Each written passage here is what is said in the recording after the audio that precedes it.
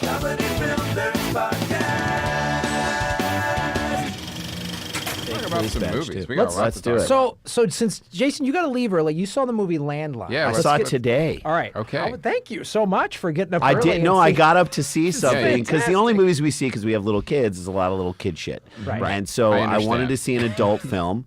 It's not really an take adult You film. take your 3-year-old to see Dunkirk. Ugh. Yeah, Oh, it's they're gonna weird. be Little kid crying. movie. Yeah. It's so boring. Too much Animated. more, Daddy.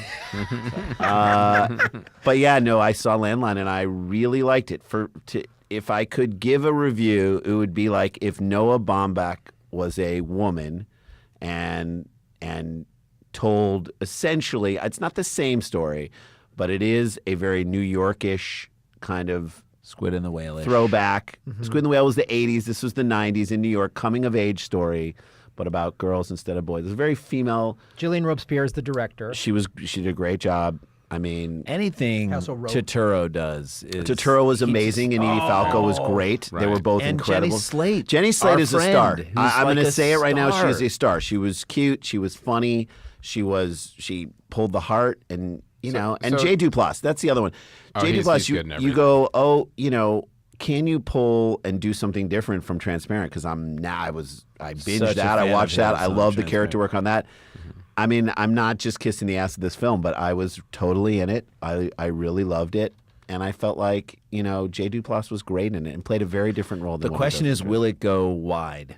Kind of like Right. The Big Sick did. The Big Sick was only out in 5 theaters, and then, it Well, did... when Amazon spends $12 million, they've got plans for the film. Yeah, definitely. Well, I think it's already Yeah. made $10 million or something So, like that. What, it's The done Big okay. Sick? That'll go wide. Landline. Landline? Now, Landline should go.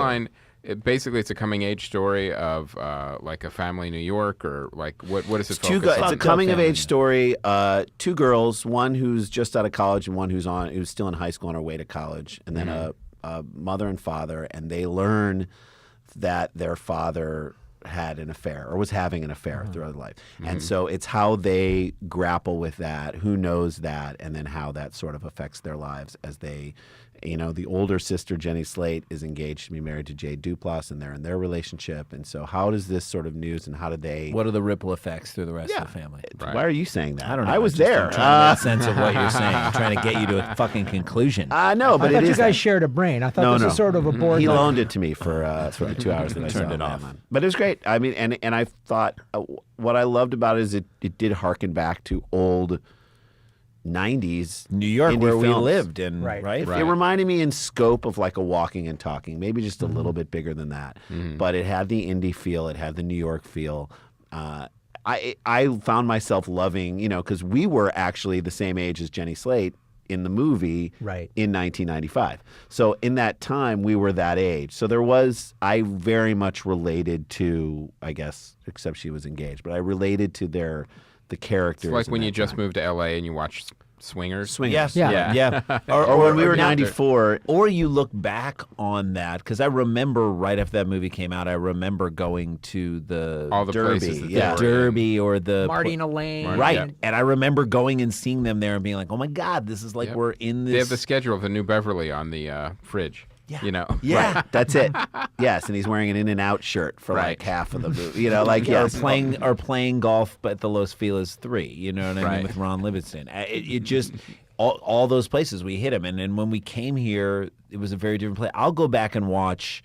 For that very nostalgia, I'll go back and watch like the Tenacious D 6 episode run Oh, right. from HBO. They have it on HBO Go just to be like, oh yeah, this is what the 90s were like in LA in the comedy scene, because you saw so many faces and people that you knew and people we were friends with, and then at the same time, like, there'd be a shot of like Fairfax and a weird store and like kind of they were like, oh, this is what it was like back then. Right. So Well, that there's store's not nostalgia. there anymore. No, it's that not. store is gone. That The store's store has been replaced Whichever by a store I'm sneaker talking store. about, Yes. Yes. Yeah.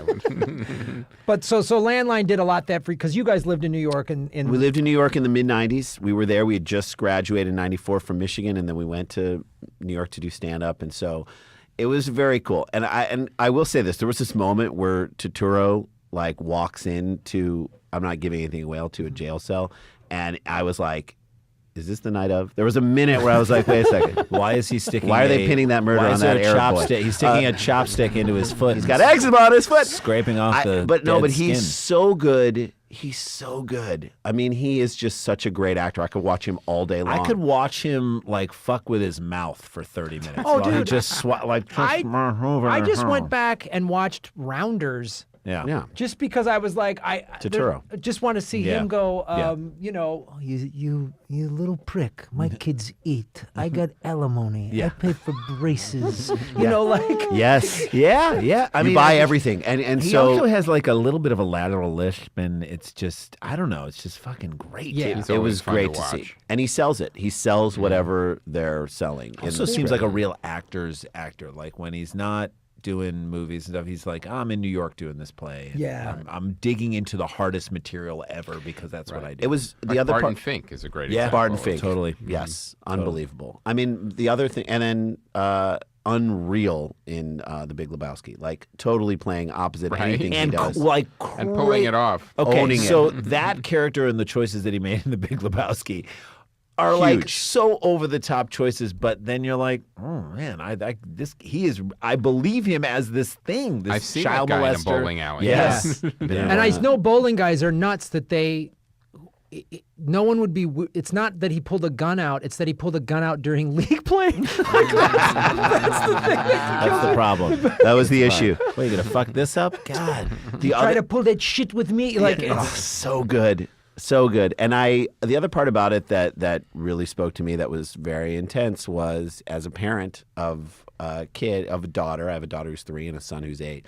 Much younger kids, but like seeing like teenage parents in a New York house in the 1990s fight with the kids. And the kids saying, fuck off and get the fuck out of my room. And they just leave the room because there's really nothing you can do in that moment. But then they come back together to love each other. And there was just a lot in that I was, as a parent, was like, oh my I'm God. on the cusp you're of that. You're seeing a preview. Yeah. A little bit and Yeah. going like, oh, you can't let that first fuck you like go straight to your heart and sink you. You cannot do that. You got to just walk away and know that your kids love you. They're just saying stuff they can't control. How old are your themselves. kids, Randy? Mine are 12 and almost 10. So like I'm on the cusp of 2 girls. Right. 2 girls. I've got like 12 this- and 8, so I know Okay, what so you're talking we're about. like right there. It's like, oh, I can starting to see the attitude start to creep in, and I wonder what teenage years are right around the corner. My youngest daughter, who I think will be involved in like boys and relationships before the older one. That's just their disposition. Like there was a little boy that she kind of likes, and I mean, whatever that means in going into 5th grade. I kind of remember we had friends that were into boys and girls and whatnot, and they just both. We happened to be at the dentist yesterday at the same time, and watching her. Watching her behavior change around this guy, I'd never seen it before. Never. She was like really goofy. She was trying to be really funny. She was like really. It was bizarre, and I was like, oh God. So things are continentally shifting. And then you see it and they do a great job in this film of playing it real. And I'm saying that's believable, that interaction. And also, it's like the movie Was is it funny? Did you laugh? I did laugh. I laughed some. I didn't laugh out loud like I was going to lose my shit. Yeah, but did you laugh in? I mean, to me, I thought you talk about the squid and the whale. Jeff Daniels' character may be one of the best, most well-drawn, well-acted characters I've ever seen. He was so consistent with who he was. Even in the hospital at the end when he's making choices as that character in a way that you're like, this is just brilliant acting, brilliant writing. Well, they and take just- a guy who's a high-status guy his whole life, and then they give his wife the higher status in the field that he was in. And immediately In Squid and the Whale. Yeah, in Squid and the Whale, and you're struggling to see if how he copes with it. Right. This is a little less. This is a little less. I don't know why I felt like it was a little less dark, but there was a lot of darkness in it. And Edie Falco plays the mom. Edie Falco plays the mom, and she's great. And they play, people That's who are strange. married, and they Where has just, she been great before? yeah.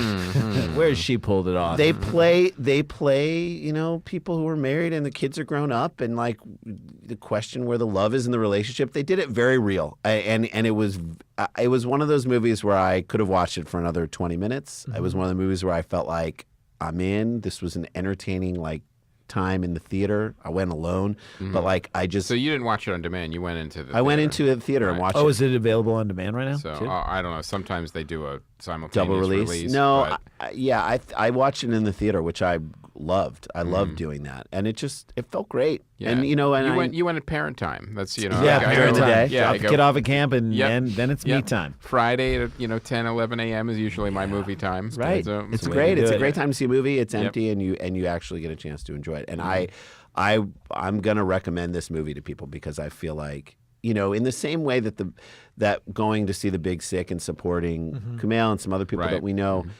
Again, I felt like in that movie, in The Big Sick, they did a really good job of making the stand-up feel real. It's a very hard thing to do, as we know, on in film. anything, on film or on TV. It's really hard to do. Many people have failed. Yeah, and so Here's how they normally fail. Yeah. They don't just shoot a stand-up night.